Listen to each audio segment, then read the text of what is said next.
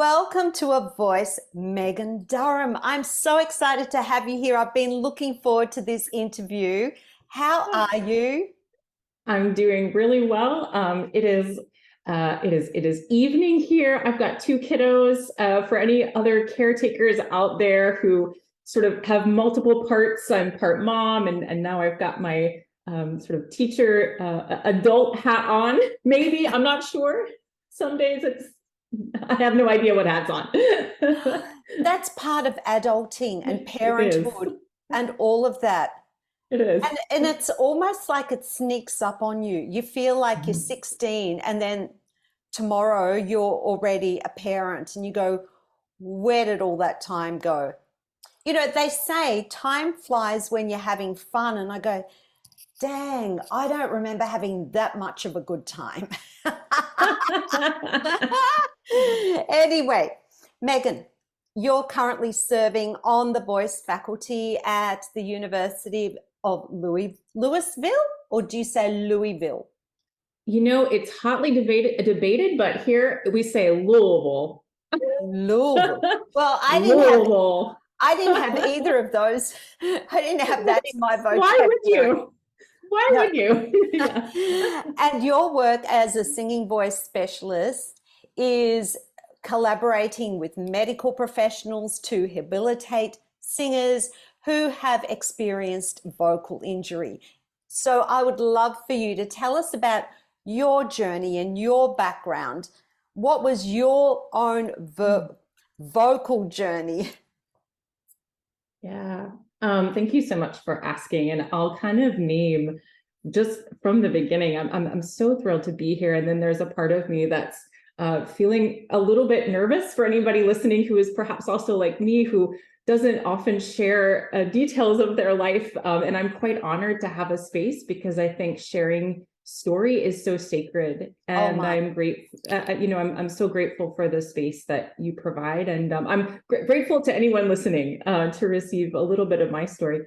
I like most folks, back in college, I did not set out to really be where I am today. I think it was a really non-linear journey. I will probably say that a lot in this interview, but particularly regarding trauma-informed work, that really grew out of my own way to reconnect with my identity personally. And then a lot of the tools that certainly we can talk about today, I sort of like a hunter-gatherer or a sponge. Again, as so many of us as pedagogues are, tools that I gathered along the way that were first and foremost things that I found useful and supportive in my own body, in my own experience. And just, I won't go into too much of my personal psychological and trauma history, but I will say a couple things that I haven't fully integrated or processed some of the more personal things that have drawn me to this work as a singer. And I certainly don't mean to be cryptic or withholding with that. But I will share a couple things. The first thing is I'm adopted. And I think, like so many adoptees, my first experience of the world was loss. And I think despite having grown up in a tremendously wonderful and loving family, I think it's hard to describe or quantify how that kind of initial separation can impact your life. And so often when I reflect on things like perfectionism, let's say, or things that separate me from whatever I perceive myself, my true self to be, a lot of it comes down to this feeling of an inability to differentiate between I am a mistake and I can make mistakes. So I think for me, a lot of my fundamental stuff kind of comes down to that. And the other thing that I'll name, and perhaps this resonates with anyone listening today, the other thing that's been really formative for me is that I am BRCA positive. So sometimes it's called BRCA2. What that is it's the genetic mutation for early onset breast cancer. So my biological mother and grandmother both died in their early 30s. of breast cancer. And I did not know them being adopted. But in 2013, I had a prophylactic bilateral double mastectomy. And then more recently, this December, I had an oophorectomy, which is where they take, people are usually familiar with the hysterectomy, but they left the uterus. So I have, they take the ovaries and the tubes. So I am 38 and I'm on hormone replacement. And I want to name really clearly, I've never had cancer, and I am so privileged to have access to care and resource to access health insurance and healthcare, particularly here in the US. So those two things I think have been sort of pretty formative, as I said, in sort of why I think I'm led to this work. Yes, because that in itself is so traumatic, I would say.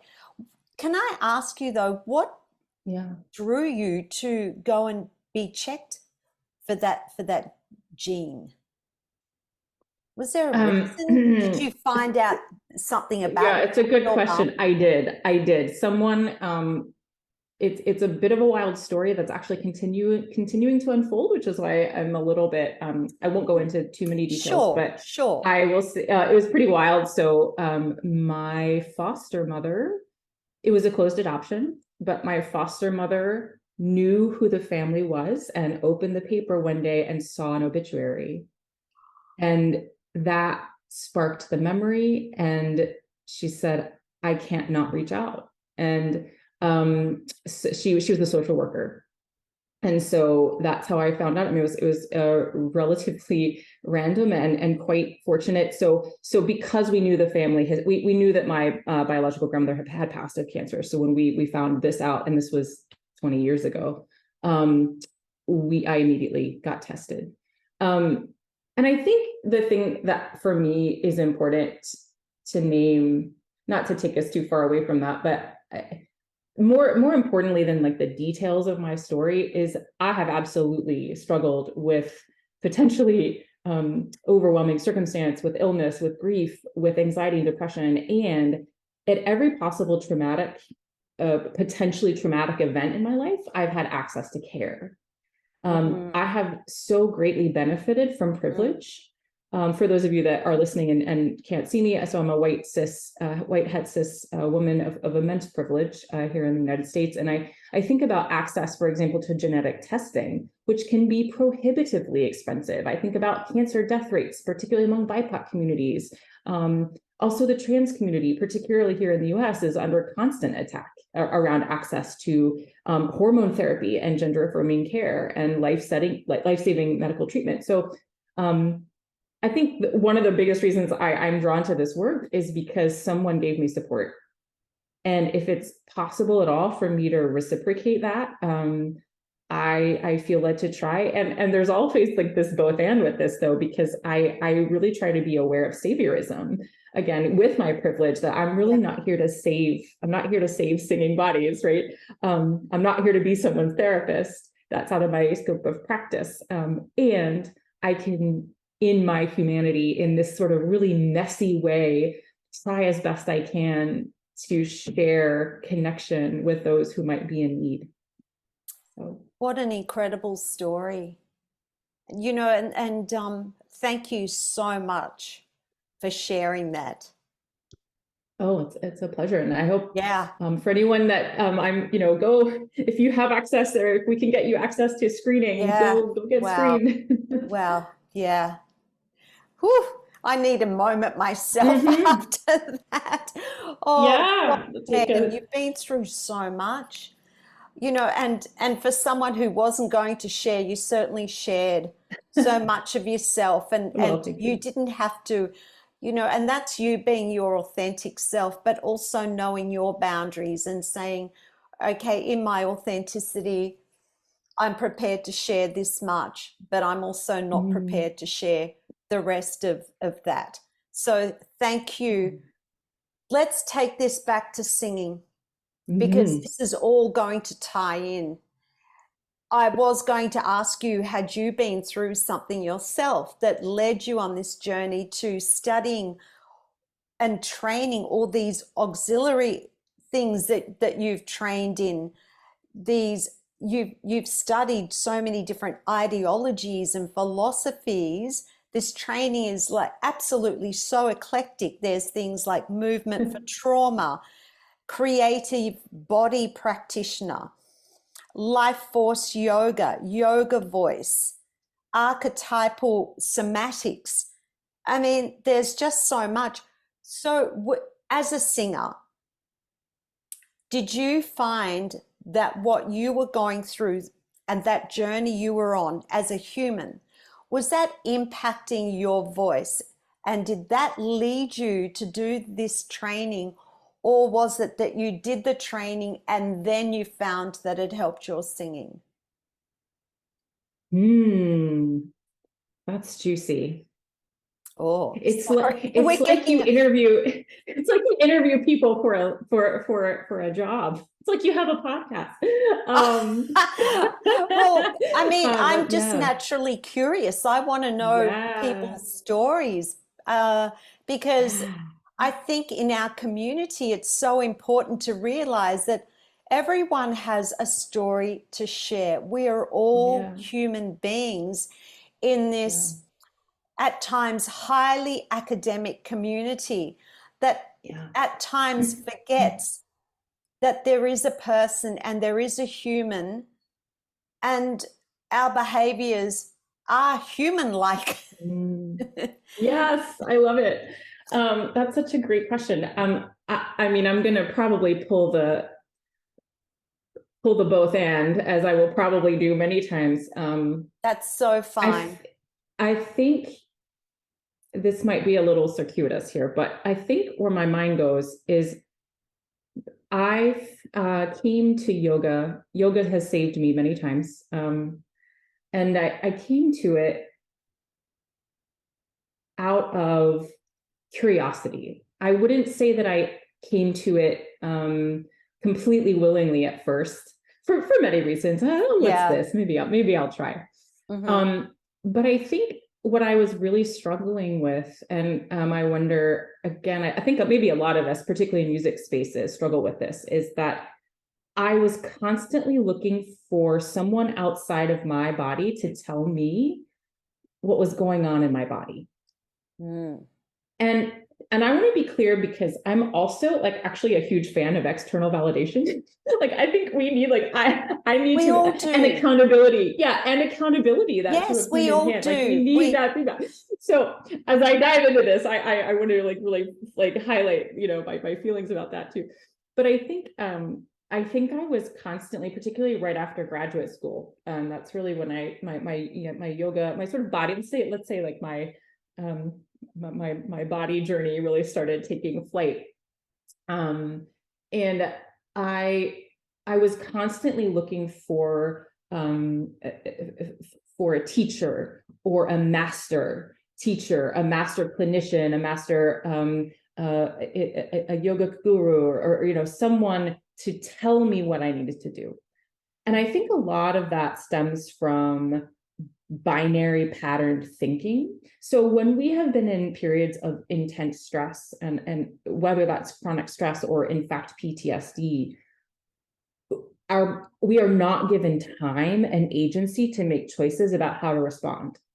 So our bodies are going to respond for us instinctually. And then sometimes after that event passes, we may become kind of locked in safety seeking patterns, measuring any circumstance or any person on a safe or unsafe binary. Like this person is safe, this person is not safe.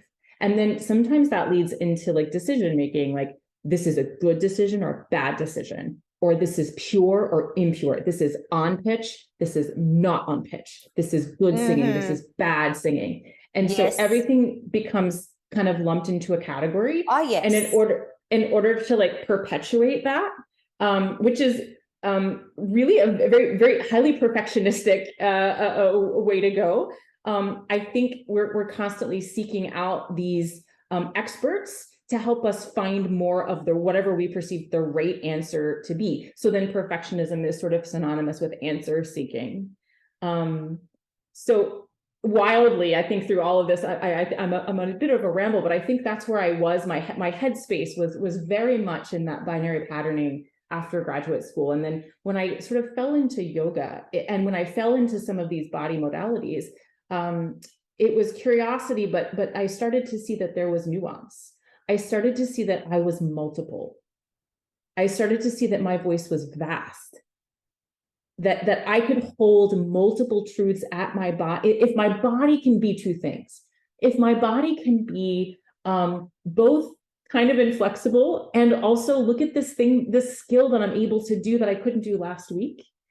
If I'm able to see that there is change and there is shift in my body, maybe there's also change and shift in my voice as well. But mostly how I think about my voice and my conscious and unconscious patterns are around my observation of myself and how I treat myself, the language that I use in my dialogue. So anyway, just to kind of bring that back, I think it was a really both and experience with all of these modalities. And I think I'm continuing to learn. And a part of it is I just love learning. Like, I think like you, like so many of us out there, it's like, yeah, it's like, oh, I just can't, I can't wait to see what's behind door number 17. Yes, yes, I'm such a curious person. Definitely. That's why I do this podcast. I think it Yeah. tends to like feed my curiosity about people. So, what's really interesting about this whole yoga thing, I have to share my little yoga story. I've only done it a couple of times, and both times I've cried like a baby. Yeah. And so I won't go anymore. I'm so embarrassed that I cry. And then a part of me thinks, I don't pay someone to make me cry. I'm not going to that class. I'm paying money and all I do is cry. I'm not going back again. Yeah. Yeah. No, very, very real. And certainly not every modality is right. And I celebrate your choice to say no. Celebrating no is one of my favorite things. Yes. And I think I'm getting better at that. I went and did Pilates this morning and I'm on a high from Pilates. That doesn't make me cry. So I choose Pilates over yoga. So I'm interested to know though, how was all this stuff you were going through and how did it affect your voice? And how did the yoga make changes to your voice? Was there a change? So when I'm taking a moment so everyone can know what I'm doing. My eyes are closed, taking a moment to kind of resituate myself. That the height of my vocal distress, I would say, was in graduate school. But so I have a really low voice. I'm a low mezzo. I wouldn't say necessarily contralto, but we're borderline. We like it. We like it down here. And so it was a bit of a confusing voice part, I think, for a lot of folks that heard it. I have a richness, and they would say, "Oh, that's really rich," and you say, oh great, but then you make it richer, so you gild the lily, and sort of you end up with this whoop kind of thing. And there was a lot of tension there.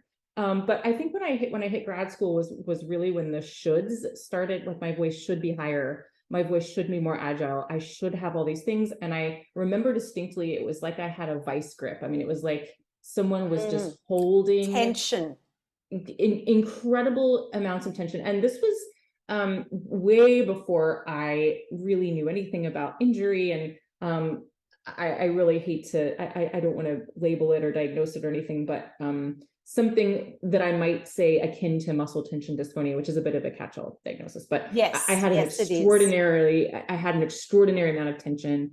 And at the time, I don't really know how much of it was stress and how much of it was skill. I think it was all of the above, right? And so when I'll tell you though, it's interesting. Yoga was incredibly empowering for some other reasons, certainly vocally, but I think I would go beyond that and say yoga modality taught me how to be in my body in a way that singing actually felt distanced from. I wasn't enjoying the singing experience in my body. I wasn't enjoying singing as a pleasurable event.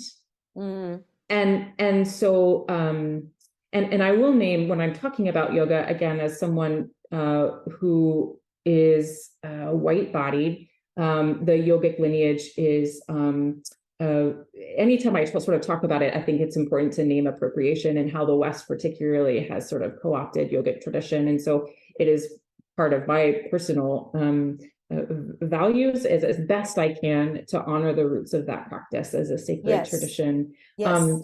And the chant of yoga was actually really healing. The chant components, Yoga Voice is certainly, I'll name Mark Moliterno and his wonderful work with Yoga Voice.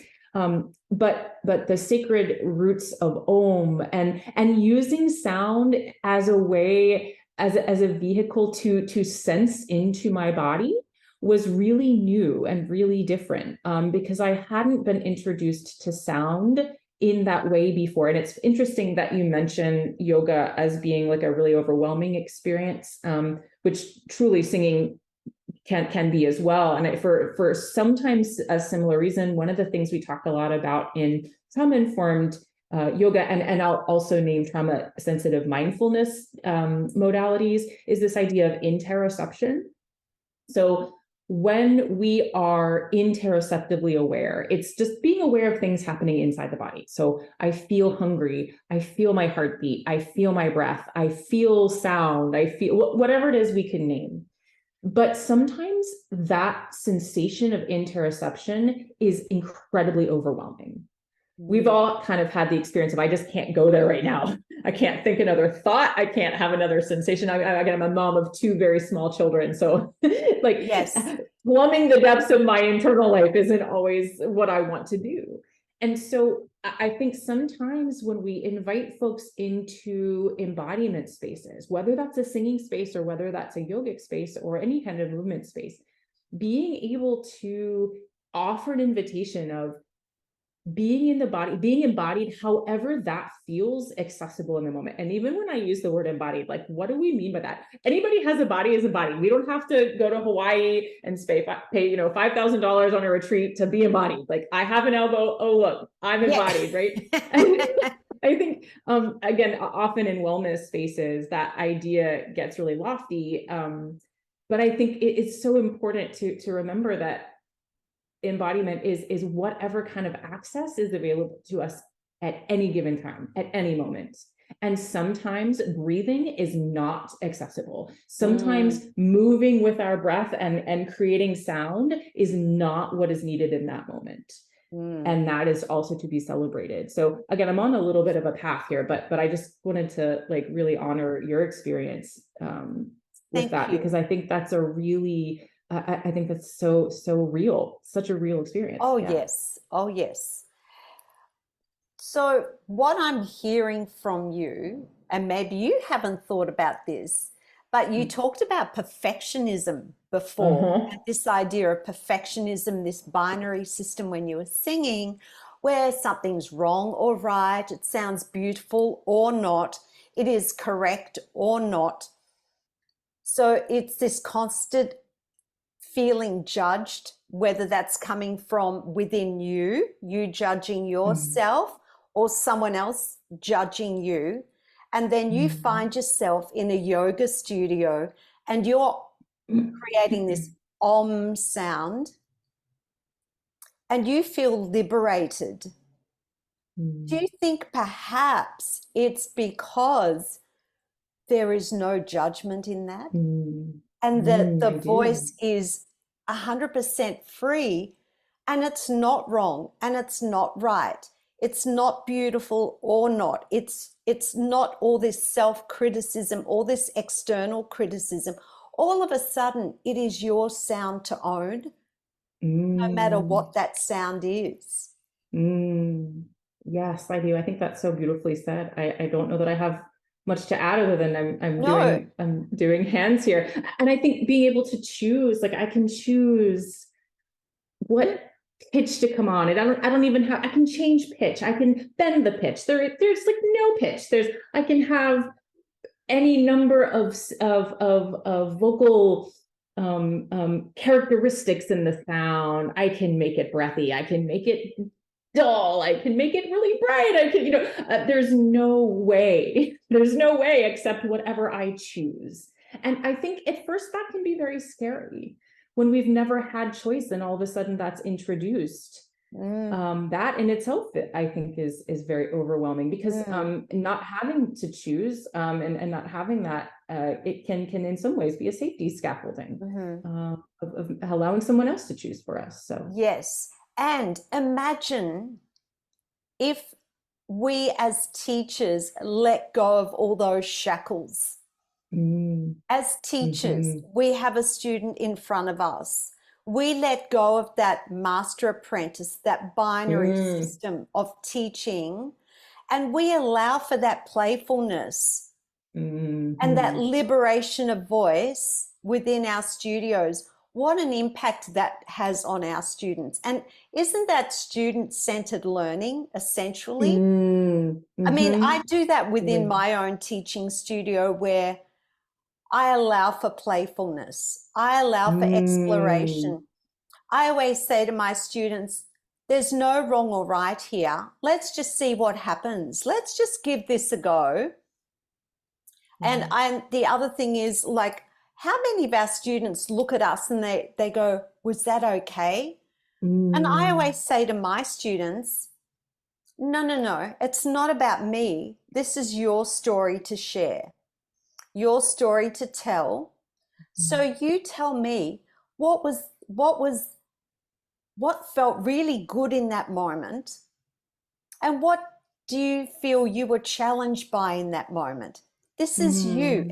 Don't look at me for the answers here. What do you think? So, I mean, that kind of philosophy you're talking about through yoga, I think is an amazing philosophy for us to have as teachers. But yes. out of what has shaped your teaching philosophy the most? Out of everything that you've done, what is your teaching philosophy, and what has had the greatest influence over it? Oh, mercy. That's gosh, I don't know that there's any one thing, and I'll name, I know that you had a brilliant guest, because he's a good friend of mine, on a couple episodes ago, Dr. Travis Sherwood. I have a crush. He's my crush. He's Sorry, Travis. Right so Travis and I have had so many wonderful teachers in my life, and I honor them. Gosh, I feel like every time I sing a note or play a key or hear someone sing a song, there's something that a teacher has said to me that lives through that tone. But Travis and I both studied with Marvin Kenzie at Westminster Choir College, and one of the things that Marvin always said was, information is only useful if it sparks your imagination. And that was such a gift to me. Marvin knit my soul back together at a really tough time. But I think so that was the kernel that for me. And I had a really brilliant teacher at the University of Richmond, Dr. Jennifer Cable, who was really instrumental in this as well for me. He let it be okay that I was different. And it wasn't even okay, it was celebrated.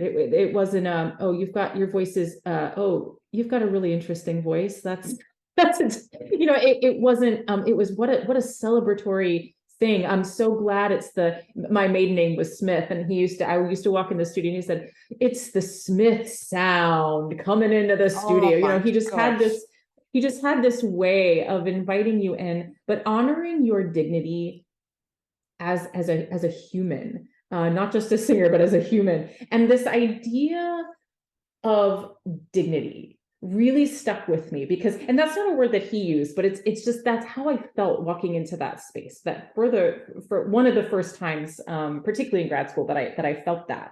And I think I've done some unpacking of that word in my own pedagogy and my life. And there's this whole idea, particularly put forth by Audre Lorde, that dignity is honoring difference. and this idea that it's not our differences that divide us, but our inability to recognize them and to honor them. And I think I'm going back to Travis, because I know he does such stellar work, such important work on the Master Apprentice. And I'll even throw in, the brilliant work of your previous guest, Matt Edwards, and his wife, Jackie, and kind of dismantling all of this as well. But I think when we can start to honor differences in bodies, in voices, in cultures, and that our yes might be someone else's like, no way, I think we're able to offer choices in the studio, like in the first place. Because I think when we can't fundamentally see that my yes might not be someone else's yes, I mean, we're really talking about consent. But that is sort of the seed for me of building, hopefully, a culture of co-creation in the studio space. Something else, though, that Travis, I know, really helped me to frame was that this Western classical voice lineage has such a long history of like non-consensual pedagogy. So like that master apprentice model often operates under this like model of assumed deficiency. So like we assume that the point of walking in a voice lesson is to somehow walk out different. And that is really necessary. Like I need to somehow be changed. And like, what message is our body constantly receiving when we're always trying to optimize or change or fix parts of ourselves? And this is why yoga was so different for me. And I know there's so many other modalities that offer this as well, which is there was an immediate assumed model of wholeness in the space that the teacher was offering to me. Interesting. I wasn't there to fix anything. There really wasn't a goal except to practice. And so that really led me down a path of curiosity about the voice spaces that we cultivate, and what if we could create models of assumed wholeness. And wholeness is a little interesting word. Everybody has different words that they might use there, but so there you go. That was a little more than I. My brain ticks away when my guests are talking. My brain's going tick, tick, tick, tick, tick. And when you use the word different or difference, my brain was going, I would actually like to substitute that word for unique and uniqueness. How wonderful would it be if we all celebrated everyone's uniqueness? Because different to me still sounds like there's slightly, it's different. If you take something and you go and someone says, okay, did you like that? Not sure, it was different. But to celebrate everyone's uniqueness and build on that, use that as a foundation, and not try to create generic sounds or slot voices into this binary system. And the other thing was this idea of practice and this idea of fixing. My idea when a student leaves, or my goal when a student leaves my teaching space, is for them to feel better about themselves than when they first arrived. If they do that, it's not that even if their singing hasn't improved in that lesson for whatever reason, but they leave feeling better about themselves as a human being. I go, I've done my job, because the voice can create that feeling of feeling better about yourself. Even if they haven't made the most beautiful sounds, but the fact they've been heard and they've used that voice and it's brought them joy, I go, I've done my job. So I think there's so many ways we can look at all of this, isn't there? Now, we're going to move off this subject. Okay. Because we can sit on this for all day, you and I feel. We're bad together, but in a really good way. Let's talk about your studio voice specialist work. So you're currently serving on the voice faculty at the University of Louisville. I think I said it right that time. Great. Yeah, I know, right? Which means that you collaborate with medical professionals to habilitate singers who have experienced vocal injury. So tell us about that work, but let's start with, what does a singing voice specialist work involve, and how is that different to a speech language pathologist? Yeah, it's a great question. And you'll ask probably 5 singing voice specialists, and you'll get 5 potentially different answers. So there's not a regulating body for being a singing voice specialist. And that is slowly evolving. I know PAVA is creating a vocalist, what is it called? PAVA registered vocalogist. I know there's a program and a couple of programs in the US that have popped up for training in this. When I first got interested in vocal habilitation, it was again around graduate school, and at that time there wasn't as much focus on put it this way, there weren't as many programs as there are now for receiving sort of additional training in working with singers that had experienced injury. So very often the path is you'll have a speech pathologist who perhaps also has a degree in singing, and they will work with voices. I do not have a speech pathology background, so my training was with Dr. Karen Wickland, who for several years had a wonderful program where she would take those of us that actually had only singing backgrounds and gave us specialized training and extra skill to interface with the medical community. Her philosophy being, we are offering a voice lesson.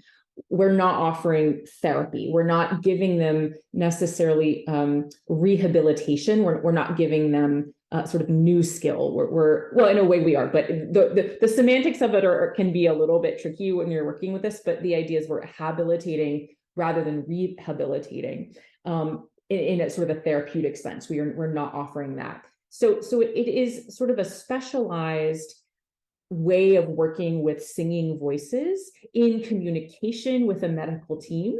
Even though I'm not offering any kind of diagnosis, I am in relationship often with the ENT or the speech pathologist. So I work with the team here in town, and I get referrals that way. So folks come to my home, or I see them over Zoom, and we are informed. It's actually interesting. It's a little bit, gosh, I haven't thought this through. So now I'm going to say this and I might walk it back. But in a way, it's a bit like being trauma informed, where it's not. So I'm informed by what the medical team tells me. But then it's more using tools like, for example, stroke phonation, of course, the SLP. I have a bit of a background in sort of some massage technique for voice disorder. Just Walt Fritz is just a wonderful.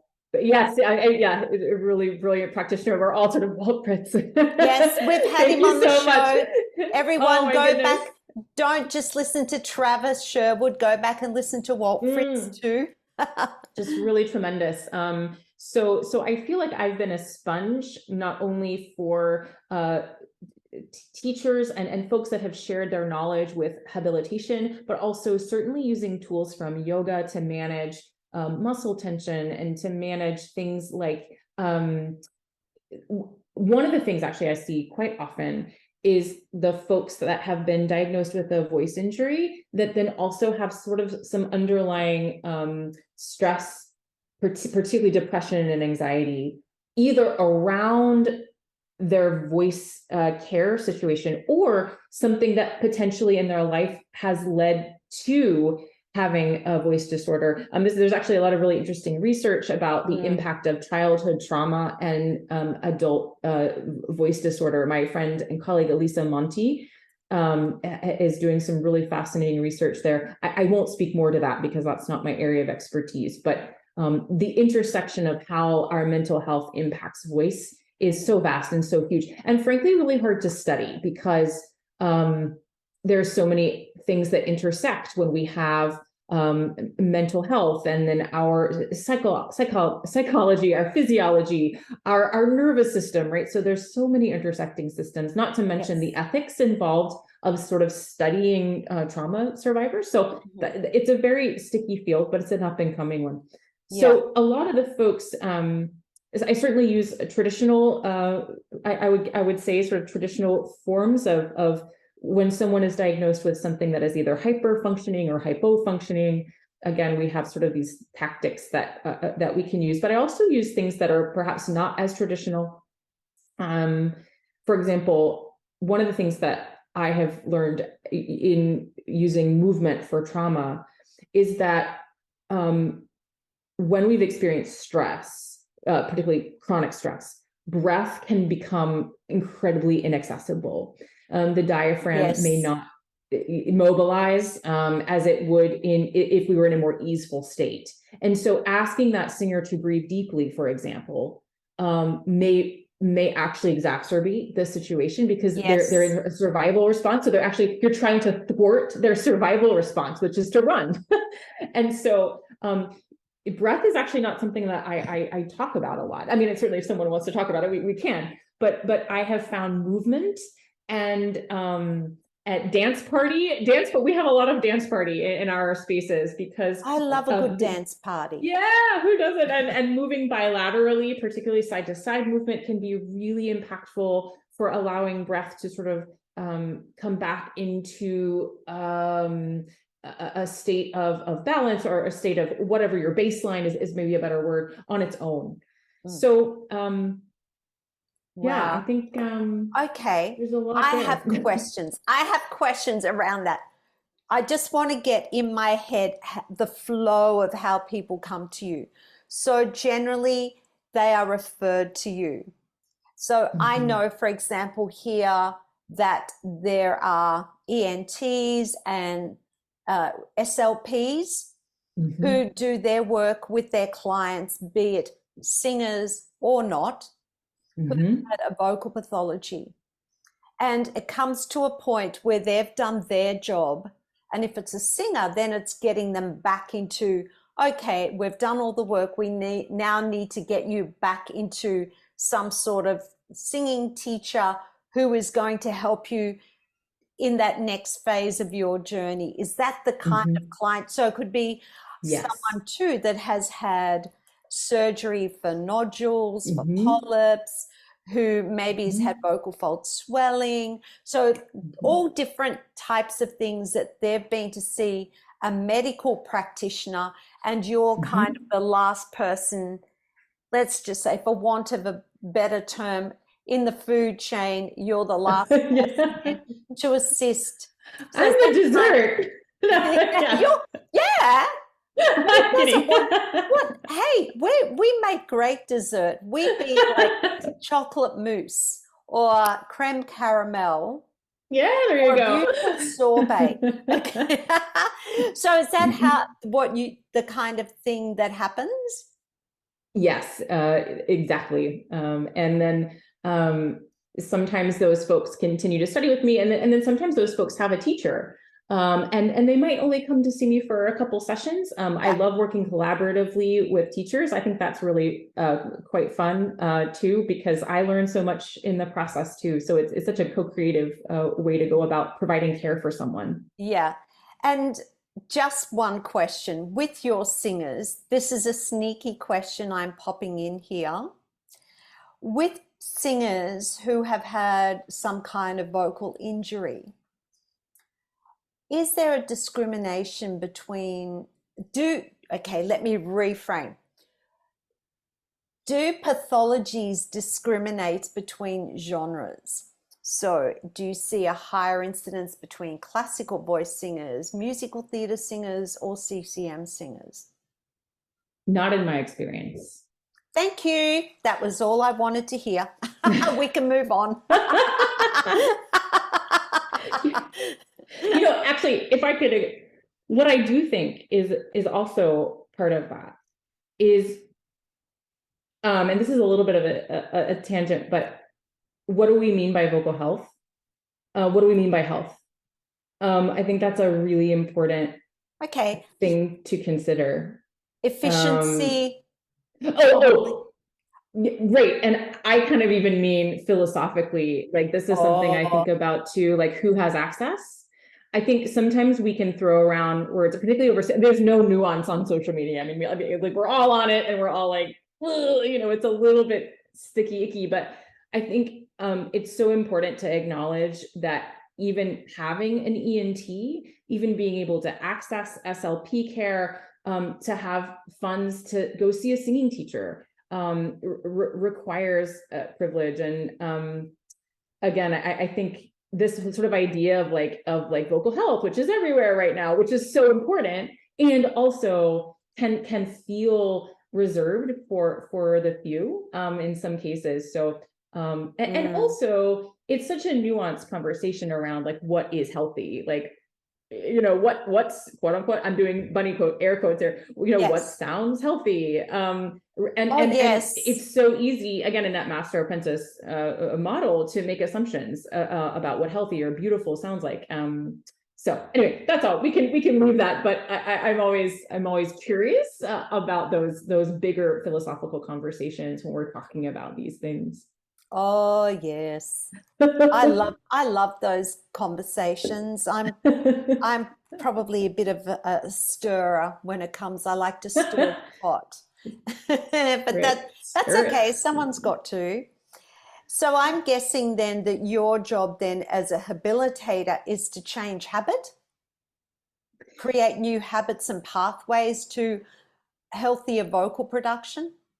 I love that idea of pathway, and I would say yes, and also like really honoring what's there. I think what I've learned, and a lot of this comes from my background in working in trauma informed care, is like, can we honor a goal that someone has at the same time that we're honoring potentially the pain that is happening right now? Particularly if it's a situation that is not going to improve quickly.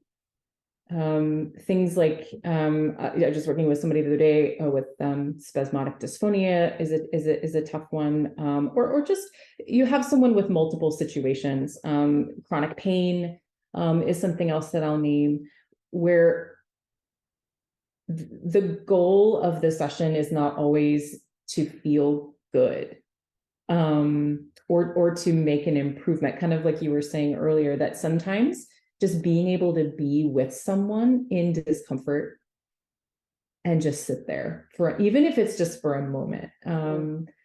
And do we have tools to help meet that?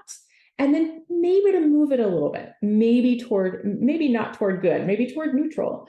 And what does that look like? And that's going to look certainly different for everybody. Of course. But being able to just sit in that, which can feel, I think for the practitioner, in my view, and this is sort of where the trauma informed work comes in, it's not so much what I'm really offering that person, it's actually being with my own shit in that moment, and being with that impulse to change something or fix something, or, oh, why don't we try this? And sometimes just my presence, might be the only thing that I'm able to offer. And okay with that. Yes, I have that within my own teaching practice, where sometimes our students don't want us to come up with all the answers and to necessarily fix and repair and mend them. Yeah. They just want to be heard. And and I think we can just sit and take a moment and listen. We don't have to take it on board. We don't have to make comment other than to acknowledge and then make a decision. Is this a problem or not? Do we refer out or not? Is this within my teaching boundaries or not? So I love what your work really ties in with that body, mind, voice approach, because at the end of the day, our whole body is the instrument. We can't separate the psyche from what is going on within our bodies, and especially our voices. And even that simple phrase, all choked up with emotion, that says it all, people, doesn't it? And so our teaching community right at the moment, and if you go on any of the forums, everyone's spraying everywhere on those forums about this science-informed pedagogy, which I think is great. You know, I'm not boo-hooing it, but do you feel, and this can be just your personal opinion, doesn't have to be from evidence-based place, it can be just you as a person, what you observe and the work that you do. Do you feel that all this emphasis on acoustics and science and evidence-based teaching is dehumanizing a singer, where we forget that behind every voice lays a human being with a mind and a heart and emotions and a psyche? I think again, I'll go to the both and I think, so for me, again, just in my own, I'm reflecting kind of in my own body, my journey with this, because I think, and I'm curious if this lands with any listeners. So when I was really lucky to study with Scott McCoy at Westminster, and so I am not a brain that that processes acoustic science particularly well. Hey, I'm the dumbest at it. I am so dumb at it, but I own that. I own that. It doesn't make me a bad teacher. No. And I remember sitting in as a grad student where, you know, I mean, I was overwhelmed by everything at that time, but I was like, God, I have no idea what's going on, but I love it. And I was a sponge, but I'm not sure what I'm not sure what this is that I'm soaking up here, but I'm going with it. So I'm going to name that part of my personal feeling toward evidence-based modality is that I recognize that my brain has a really hard time. I get confused really easily with some of the language and part that's just how I work. That's how I work. I'm laughing because I feel like you're talking about me. And the both and is, I would not be the teacher that I am without having folks like Scott McCoy and without having these amazing, I love science. I love but the reason I love science is because I like experimenting. And I actually view myself as a scientist, even though I don't think of myself, I'm really bad with data. Ask my husband if you like about my, you know, receipts and taxes. Like I'm kind of a mess. So numbers are always tricky, and I'm always grateful for people whose brains really operate in that way because I can learn from that. And I think sometimes an overemphasis on what we can prove can negate people's lived experience, particularly when the thing that is evidence-based, for whatever reason, is not quote unquote working in the moment. And my experience with this is directly with working with folks that have experienced trauma. Sometimes folks will come to me. I can think of several off the top of my head who are professional singers. They know what the evidence-based pedagogy is. They know what a SLP is. They can recite to you, you know, pressure, flow, you know, all the things. But for whatever reason, it's not landing in their body. And their brain needs a new pathway. And so what do we do when the straw phonation isn't the thing that is needed in that moment? And it can be a real, we're going to throw some spaghetti on the wall and see what sticks. And so, yeah, I mean, I think it's a real both and. I really do, because I'm so grateful for expertise. But I think this whole idea of being an expert, like no one is the expert of my body but me. No one is the expert of my student's body but that student. I don't even like my student, of the student's body but the student. And so I think sometimes too, information is used, is sort of can be weaponized. I think of like worship of the written word. So one of the things I'm really interested in is how we're going to take a big turn here, but Yes. how white supremacy, and sort of the characteristics of white supremacy and dominance impact systems, and things like urgency, things like paternalism, things like worship of the written word. And I would sort of include, I hate to say sort of evidence in that, but I do think that sometimes we become so wed to what can be proven that there's very little room for narrative and for sacred story. And even, again, I'm speaking as a white body, but for indigenous knowing as well. And sort of these cultural knowings that we don't have evidence for, but clearly are incredibly impactful for the bodies that we're working with. So I think it's really nuanced. I'm not sure that I have more to say than that, but I think it's an incredibly important topic to explore. That is amazing. And I have never heard anyone express it in that way. And it's so important to acknowledge that what was that term that you used? I don't want to use the term race, but our culture, our culture in all of this. Mhm.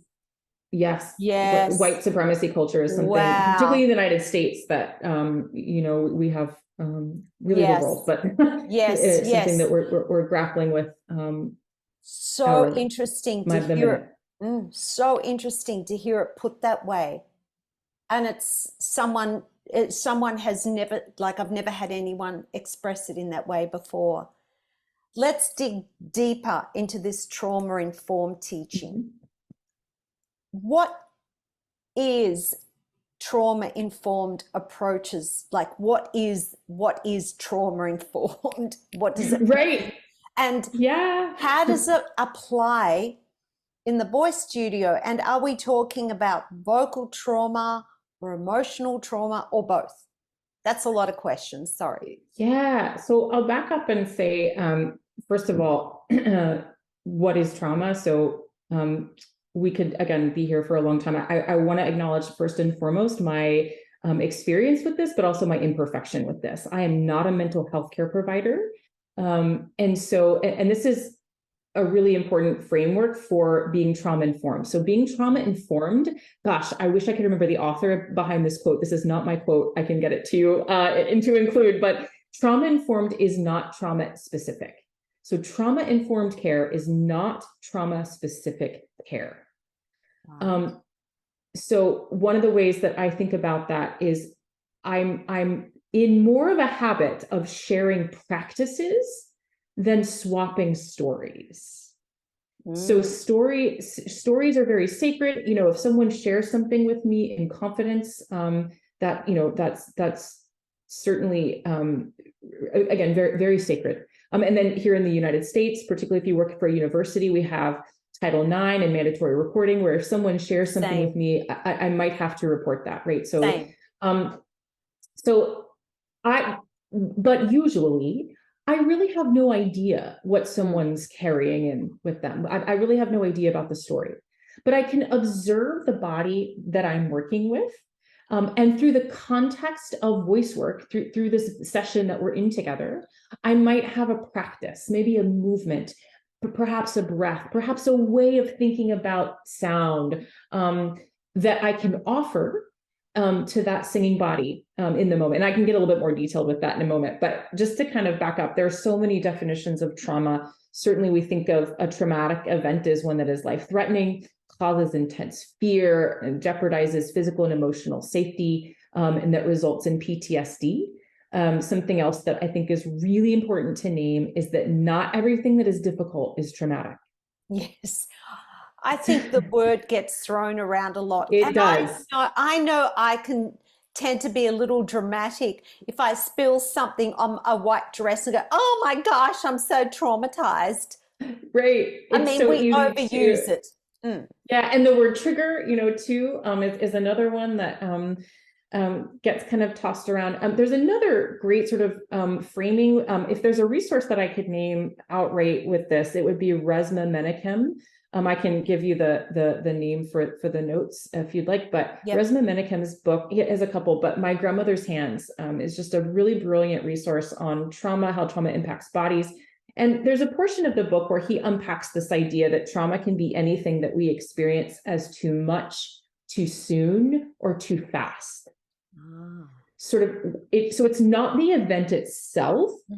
It's when we're unable to move through or process or metabolize the emotional and physical intensity that results, Right. or we're not given agency or access to resources that allow us to do that. So it's almost like our response.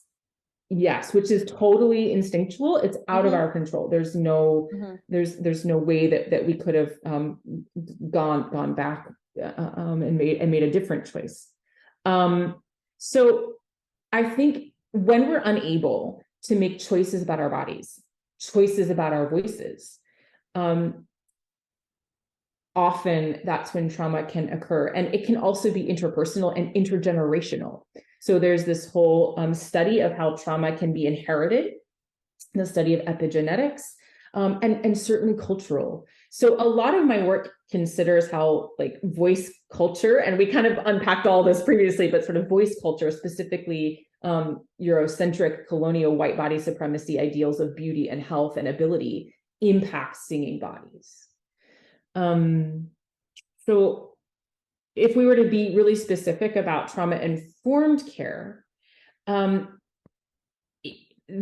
CDC, the sort of Centers for Disease Control here in the US, has sort of 6 guiding principles for what trauma-informed means.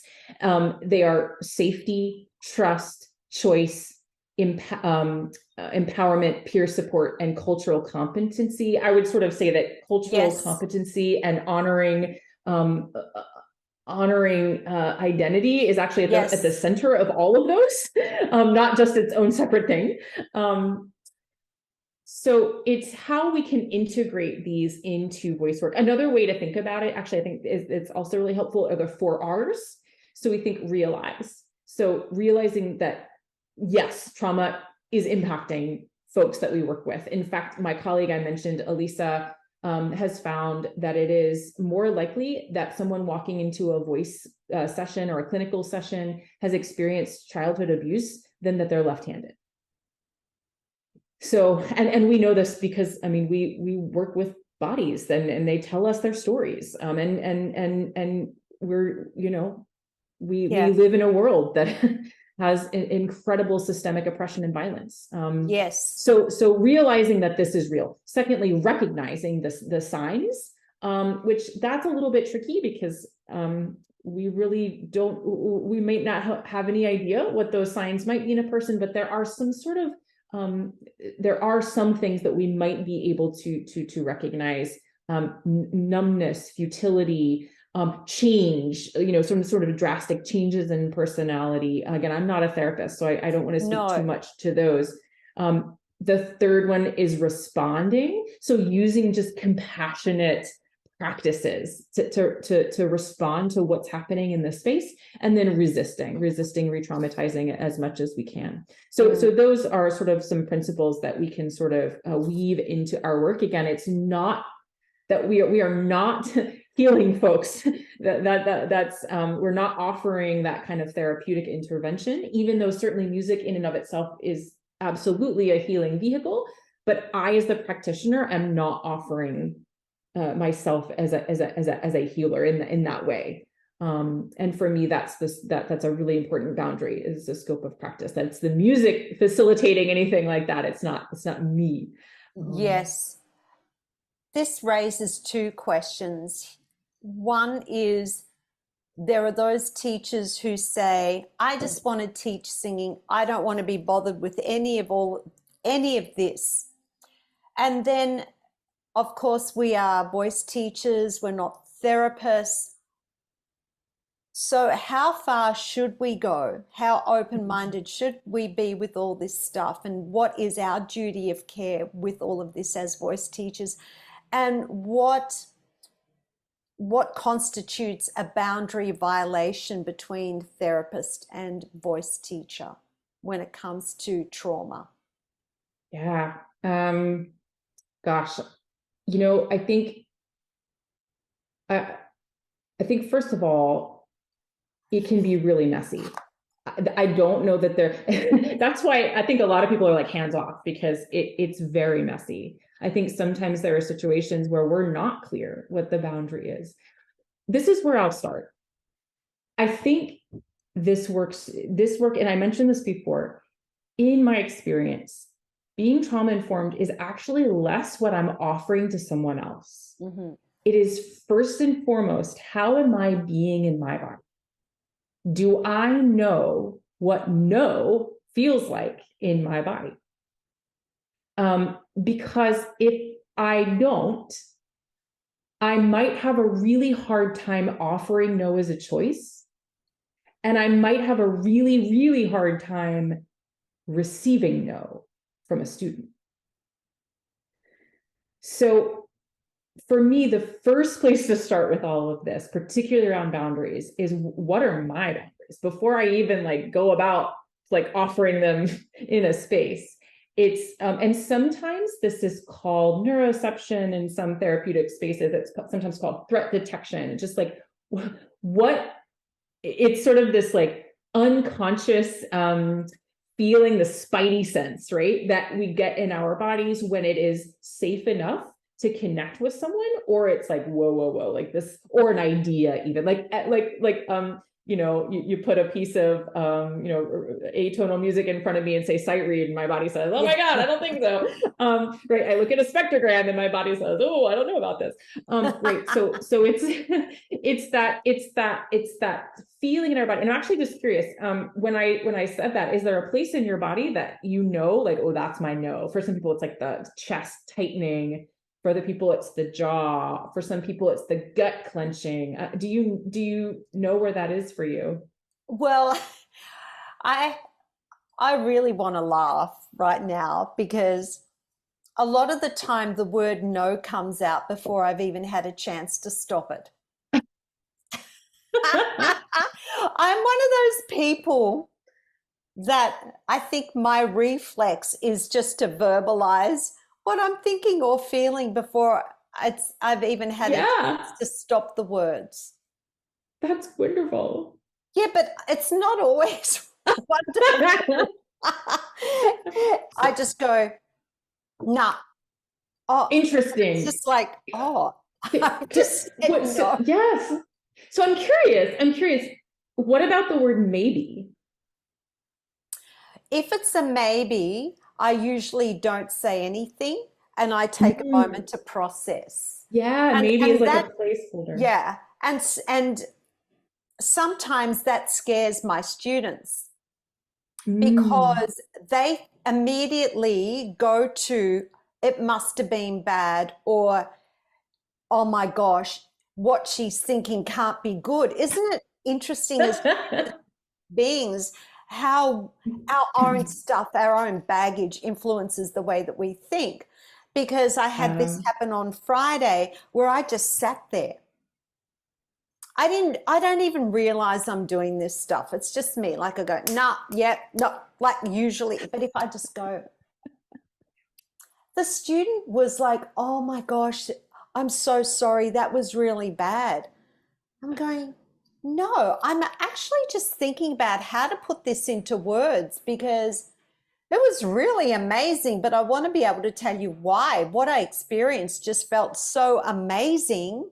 But you need to know why I experienced this amazingness and why it felt so good for me as the person that was listening to it. Yeah. So my maybe, or yeah, I just need to process, but a no, when it's a straight out no, the word just comes out before I've even had a chance to like filter it, which sometimes doesn't work. Yeah, no, I mean, I think just knowing that, I think is so much. So there's another word kind of along your, I feel like I'm rambling, but I think No.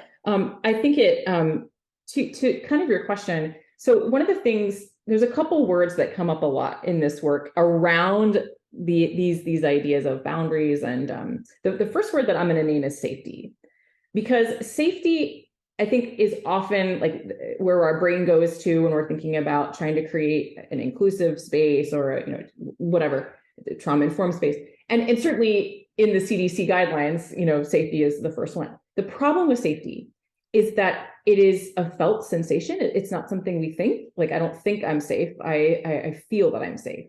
And so what feels safe for me could be incredibly dangerous to someone else. So Yes. safety is not something that we can assume that we offer. It might be safety for me, or like sometimes I'll say like a safe enough space, because sometimes and because things like consent are not always black and white. Sometimes our head is saying no and our body is saying yes, and then vice versa. And sometimes it felt like a yes today, and then tomorrow it feels like a no. It's very fluid, and we have to check in with those boundaries constantly. So because safety is not something, again, particularly as someone who inhabits a white het cis body, I cannot assume that I can offer safety to the folks coming into my space. The other word that comes into play a lot is this idea of co-regulation. So co-regulation is an idea in therapeutic circles, but it's also something I think we can borrow as voice practitioners, where we are creating a space where my nervous system and my student's nervous system feel safe enough to connect. That we are creating environments where in relationship, and that's key. I cannot say my space is co-regulatory, because inherently it has to be created mutually. I can't do that myself. And so if I can be in the habit, and I want to stress, like, I'm not great. I'm drawn to a lot of this work because it's really hard for me. So if I can create a space where I'm like, you know what, something is in my body is telling me no. I don't know why, or maybe I do know why, but I'm just going to be aware that there's a no coming up for me in my body, or there's a maybe, or there's a pause, or there's like a hell yes coming up in my body, right? Very likely that is being mirrored, right? That is somehow, so even if they're not picking up the entire story behind it, there might be a way that I'm, giving off an energy, or, have mirror neuroning, whatever you want to say, that energy to the person, and they're receiving that back. And so if I'm not aware of my no, that could create some really interesting relational dynamic around boundary and about story sharing. Now, there are absolutely times, although it doesn't happen often, where I might have to say to someone, I want to support you the best way that I can. And I don't know that I have the resources to do that. I might need to then have a conversation about, if we're in a collegiate setting, the counseling center. Certainly if there's been a reported situation and I have to be a mandatory reporter, we have that situation. If I'm in my private studio, maybe we have a conversation around another kind of care that might be supportive. I'll also name that sometimes, people say, so I just tell them to get a therapist, and that can be really dicey too, because often people have not had positive experiences. And I love therapy, don't get me wrong, right? Yes, but it's a very nuanced conversation. And so sometimes I might say, is there some kind of support coming to your mind that might be beneficial? And so really asking more questions than we give answers, particularly if we're getting a no in our body and we're just not sure how to proceed. Sometimes just naming that, I'm not sure how I can support you today. Is there something coming up for you that we could kind of think through together? And absolutely referring out when it's not our scope. Yeah. Yes. Usually when we work in institutions, they are very clear on the kinds of things that we have to refer out. And there are particular protocols and procedures in place for all that to happen. When you talked about safety, that was a different issue to the no situation, because I feel like if I feel unsafe or something starts to constitute a boundary violation for me, then I start to feel uncomfortable in my own body. My gut will fire up first. I get a gut feeling that this is not going to be good. And then I start to feel agitated. And that's how I know. And then I have to figure out the best way for myself to get out of that situation, whether to shut down if it's a conversation, how to exit the room. But all of that, I believe, takes awareness for ourselves, for our own safety. But that when it comes to others, to our students, one thing that kept coming up for me when you were speaking is that we really and truly have to do the work on ourselves. And when we're trying to create a safe space for our students, and we don't know what that is, and we don't know how safe it is, but I think the more work we do on ourselves, the safer that space becomes, because we are more aware, we're more in tune, we know what our biases are, and we go, okay, is this a bias, or do I have to shut that down because that is my own bias creeping in here? We know what our limitations are. We know our own boundaries, but we can't support our students if we don't know ourselves. And it's even, how can we be kind and empathetic towards others if we don't have that empathy, that compassion, and that kindness for ourselves? And that is something that I feel takes daily work and effort. And it's at the start of the day, before you even step into a teaching studio, having a practice before you go to work, that puts you in that mind space, that head space, that you, and your best is different every day, but turning up is your best self for that day, because we all have stuff that goes on, and being kind and going, you know what, today isn't as good as, I don't feel as good as what I did yesterday, but that's all right. But tomorrow's, and but I'm still going to do my best based on what I have to offer today. And then acknowledging that, owning that, and then taking a breath, going to the voice studio. And it's also knowing when we need to debrief. So there's a lot of self-care involved in this. What do you do for your self-care? And do you feel that we need to debrief at the end of the day in some way? That's such I love the word debrief. I think a lot of my self-care is actually about accountability. And I have a circle of folks that that I can go to, and I sort of unload, as we all sort of do, but also just for reflection, like, is there something I could have done differently? Not in a way to shame, what I did in the moment, but just to say, upon reflection, is there something else that I can do to create a different outcome, or to get just different feedback, right? So for me, accountability circle is really important. Dance party. I mean, I will say it, like, I have right before we Friday night.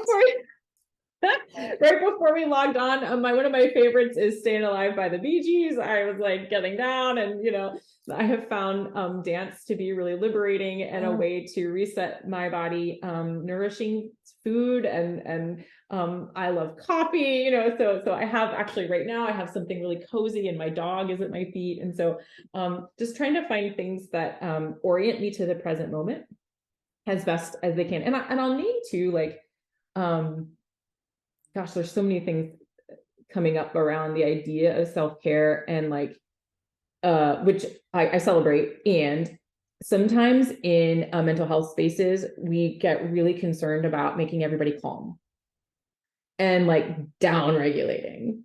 And I think this comes up a lot in talking about trauma-informed care too. And we're just trying to make sure everybody calms down. And I think, like, the first thing I think about is like, but artistry requires activation. Like, it requires a sense of mobility.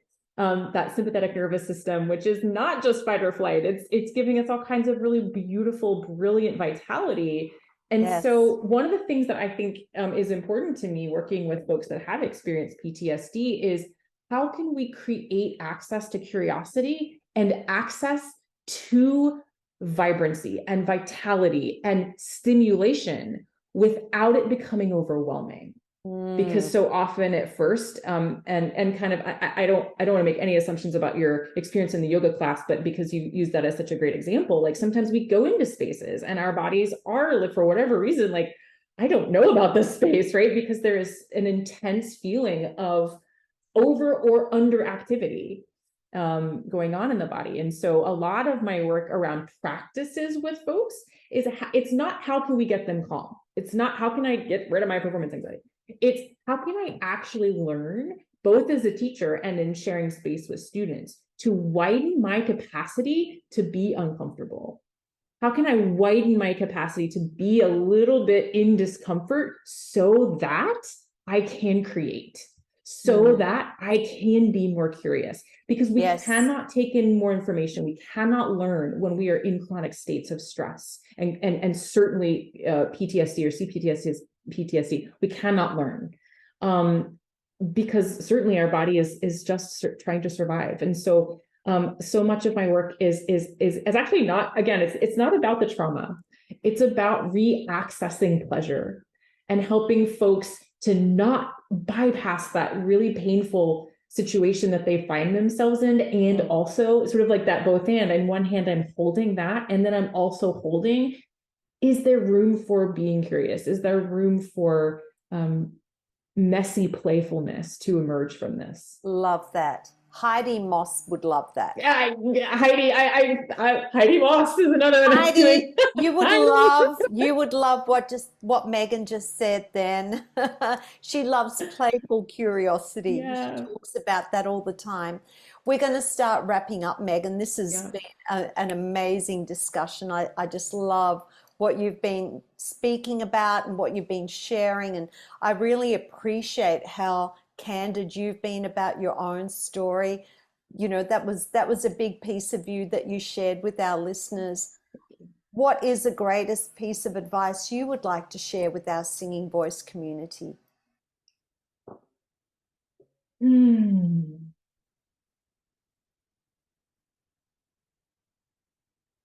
Gosh, well, aside from that wonderful, my little quote from Marvin about information sparking curiosity, I think the thing that I often come back to is showing up in a studio space. Sometimes we show up thinking I'm here to teach. And what if we showed up with simply I'm here? I'm here to be a human. And sometimes that small reframe for me, again, it is a way to settle any expectation or any perfectionism or anything, the litany of things we've just named today. Just, I'm here. I love that. I love that. Yeah, I could use that. That's so cool. What are you working on next? Because you've got Respire Wellness, that's your brand. That's where people can find you on the web. If they look up Respire Wellness, they'll come to your work. Is there anything specific that you're working on at the moment that you're going to be putting out there? Courses, programs? So yes, thank you for asking. So there's always something cooking over on the site right now. Speaking of perfectionism, a good friend of mine, Christina Kent, who is a brilliant voice teacher in Canada and mindfulness teacher, we're putting together a series on perfectionism. So if you're looking for a community to just sit with some of these ideas, we are trying to create that. Also, I am a board member and education director for the Voice and Trauma Research and Connection Group. So we are an up and coming nonprofit to raise money for research around the intersection of voice and trauma, as well as providing education. So we have several Zoom meetings with incredible practitioners and folks. So please come join us, come find us. Amazing. Well, we're going to wrap it up here. Megan, it's been amazing. It's such a privilege having you on the show. I appreciate you. I appreciate everything that you've shared with our listeners and with me today. I feel like, wow, you know, you use the word privilege. I am certainly in a privileged situation sitting in a room with some of you amazing guests. And people can find you through the links in the show notes. You have such amazing information and knowledge to share with the work that you do. I think it's going to benefit everybody, in even if you don't see it for what it is, just look at it with an open mind and open heart, and it will be life-changing for your studio work. So Megan, thank you again, and good luck with everything in the future, and look forward to connecting again. Thank you. Thank you so much, Marissa. I appreciate it. Thank you. Thank you.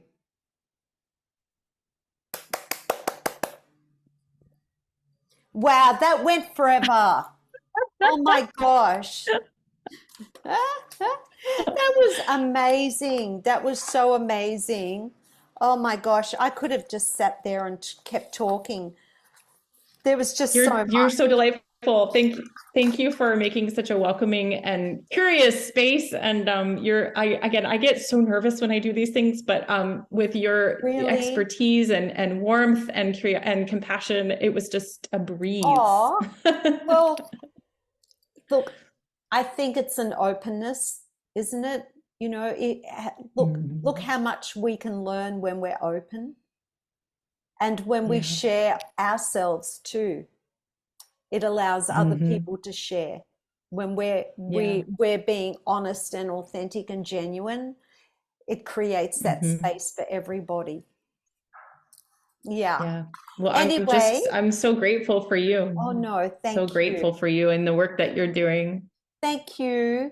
Well, look, I will let you know when the episode is going to go live. I think it may be like about a month, because I'm kind of ahead. I'm really I'm sending an episode today to my audio guide that's not going to be released for another 2 weeks. So I'm kind of 2 weeks ahead. So I think it'll be my solo round. I think you're after my solo round, because I try and do a voice episode, a wellness episode, and then a solo round. That's kind of the rounds that we're doing. So I think you're next off in terms of voice. Yeah. Cool. Well, whenever. I mean, I'm just delighted. I'm so glad. And I hope one day I have reason to come to Australia. Well, I should just, you know, if I won the lotto, if I would have all my favorite American guests come visit, and we'd have a huge dance party.